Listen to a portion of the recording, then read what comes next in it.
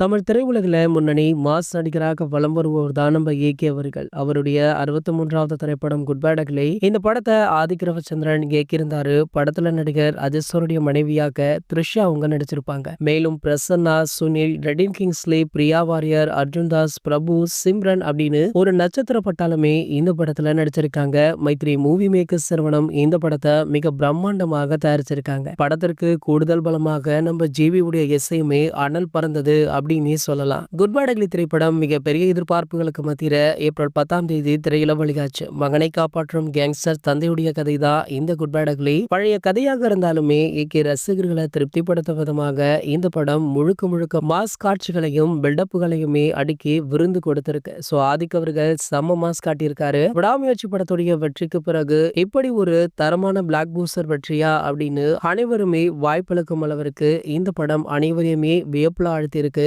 இந்த நிலையில தற்போது குட் பேட் அக்லி திரைப்படம் இந்தியா மட்டுமல்ல வெளிநாடுகளிலுமே நல்ல வசூலை கொடுத்திருக்கா. இதுவரைக்குமே தமிழ்ல வெளியான படங்கள்ல அமெரிக்காவில குட் பேட் அக்லி திரைப்படம் அதிக வசூல் செய்த படமாக தற்போது மாஸ் காட்டியும் இருக்கு. இந்த தகவல் தற்போது சமூக வலைதளங்கள்ல வைரலுமே ஆகிட்டு இருக்கா. இனிவரும் நாட்களிலுமே இந்த படம் அதிக வசூல் செய்யும் அப்படின்னுமே எதிர்பார்க்கப்படுது. இது போன்ற நம்ம அதிர்ஷ்டரை பற்றி வெளியாகும் அனைத்து செய்திகளுமே நீங்கள் உடனே தெரிஞ்சுக்க நம்மளுடைய அஜித் 360 சேனலை மறக்காம சப்ஸ்கிரைப் பண்ணிக்கோங்க.